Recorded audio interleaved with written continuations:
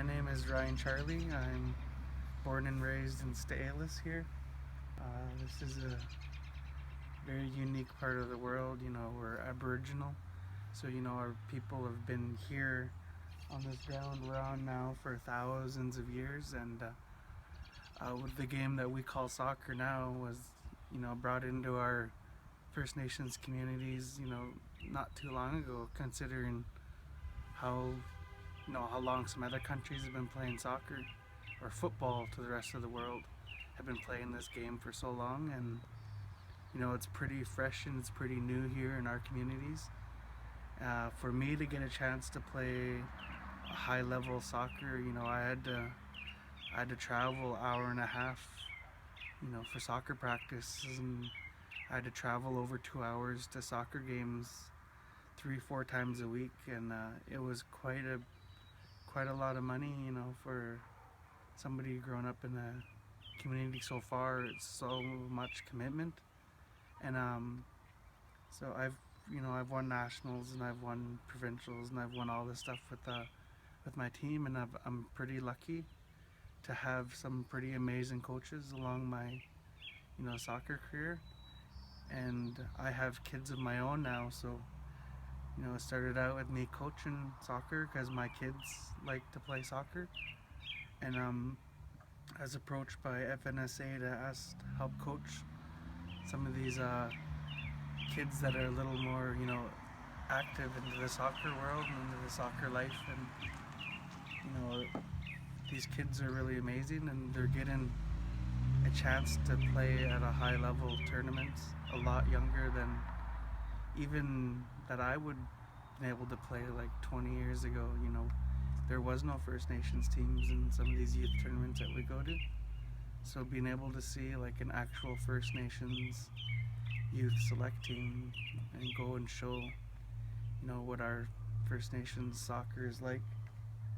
We we play soccer because we love the game, and it's a lot of community pride. And so you'll notice within our First Nation soccer tournaments, it's a little different.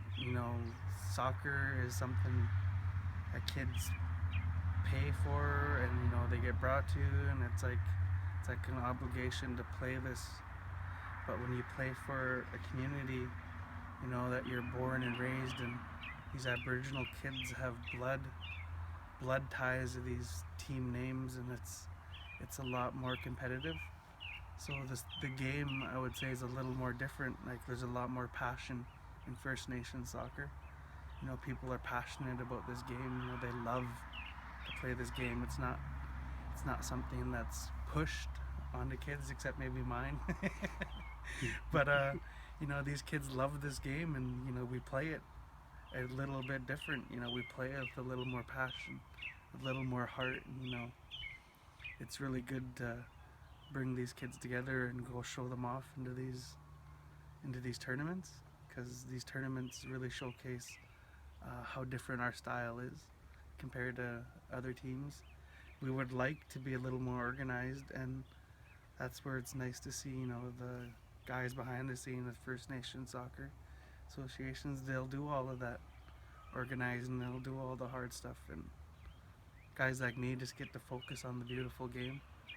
One of my favorite soccer sayings in the world is joga. Joga is Brazilian. I really love the Brazilian style and the Brazilian way of soccer, and if I had to choose the type of soccer to implement on the teams that I play, it would be joga. Joga, it's a beautiful game.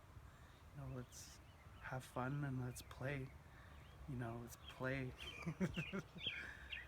And so that's my thought on this First Nation soccer, because I also coach our community team. I coach up at that field right there.